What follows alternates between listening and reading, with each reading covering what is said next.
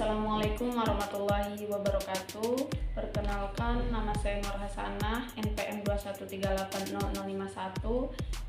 Saya dari Prodi S1 Farmasi Universitas Malahayati, Bandar Lampung.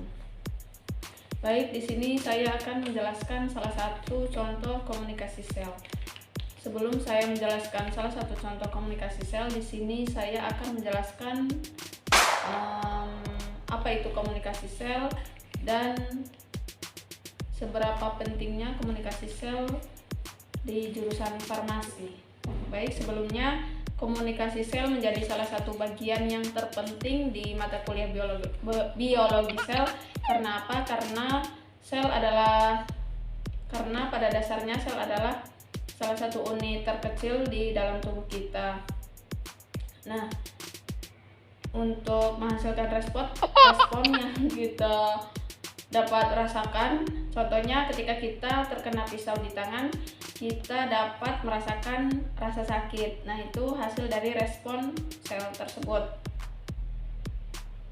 Bagaimana caranya agar menghasilkan respon? Maka sel-sel tersebut harus berkoordinasi dengan sel-sel lainnya. Nah, dasar mempelajari komunikasi sel itu apa? Dasarnya manusia dapat bertahan hidup karena adanya interaksi antara manusia satu dengan manusia lainnya. Nah, begitu juga dengan sel. Agar sel tersebut memberikan ketahanan pada tubuh kita, maka sel tersebut juga harus berkoordinasi dengan sel-sel lainnya. Baik, di sini saya akan menjelaskan definisi komunikasi sel. Nah, komunikasi itu sendiri adalah aktivitas dasar sebagai sesama untuk dapat saling berhubungan satu sama lain agar menghasilkan hasil tertentu. Nah, komunikasi sel juga mirip dengan komunikasi pada umumnya.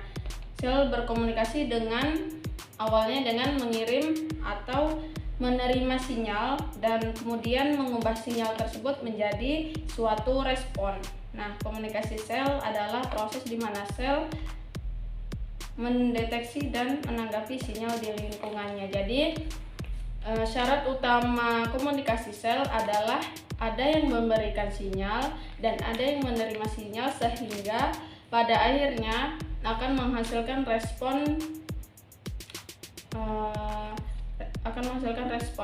suatu respon. Contohnya pada radio pada awalnya ada sinyal, yaitu antena.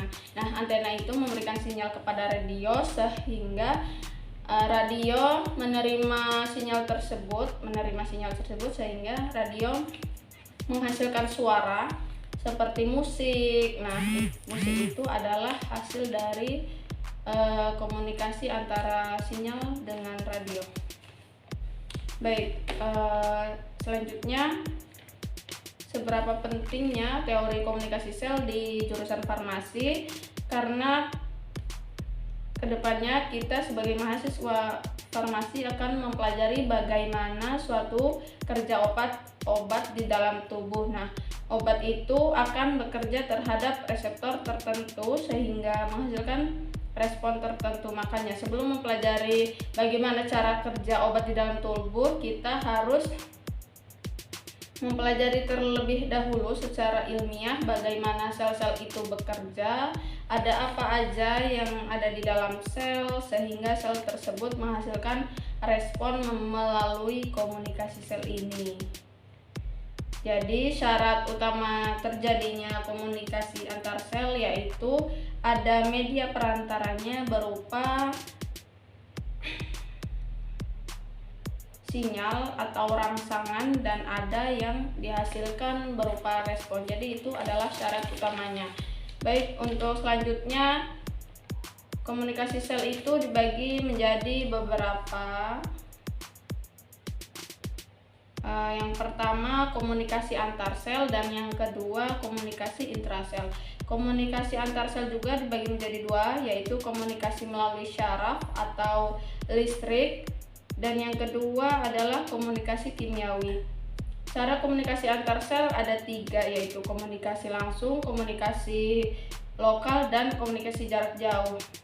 Untuk jenis komunikasi yang kedua yaitu intrasel. Komunikasi intrasel itu apa? Komunikasi yang terjadi di dalam sel itu sendiri dan merupakan proses pengubahan sinyal di dalam sel itu sendiri. Baik, di sini saya akan menjelaskan komunikasi antar sel yang komunikasi listrik. Komunikasi listrik atau juga disebut dengan komunikasi sinapsis. Komunikasi sinapsis itu terjadi di dalam sel saraf. Komunikasi listrik itu apa? Yaitu pemindahan impuls dari suatu sel saraf lain. Jadi di sini ada gambar. Ini gambar dua ujung sel saraf. Yang atas. Selanjutnya saya akan membahas tentang komunikasi listrik atau disebut juga dengan sinapsis. Apa itu komunikasi listrik atau sinapsis itu? Yaitu salah satu komunikasi sel yang terjadi pada sel saraf.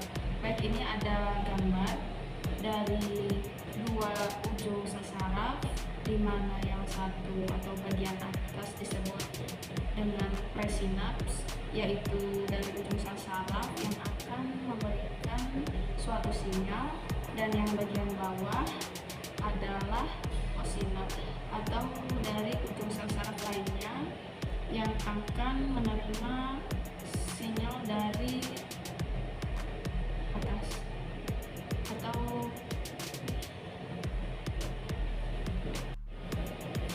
maka komunikasi listrik atau sinapsis adalah pemindahan impuls dari satu sel saraf ke sel saraf lain yang terjadi melalui tempat khusus yang terbentuk dari komponen ujung sel saraf atau disebut dengan gap junction yang selahnya sangat sempit. Jadi komunikasi listrik ini terjadi pada sel saraf yang spesifik. Sel saraf menghasilkan sinyal kimia yang dinamakan dengan neurotransmitter. Neurotransmitter tersebut akan berdifusi ke sel target, yaitu sel saraf, melalui ruangan sempit untuk meneruskan rangsangan tersebut, lalu meneruskan rangsangan, contohnya antara sel saraf dengan sel otot. Celah sinapsis sempit tersebut juga disebut dengan gap junction. Kenapa? Karena ada hubungan langsung antar sel satu dengan sel yang lainnya atau disebut dengan proses difusi.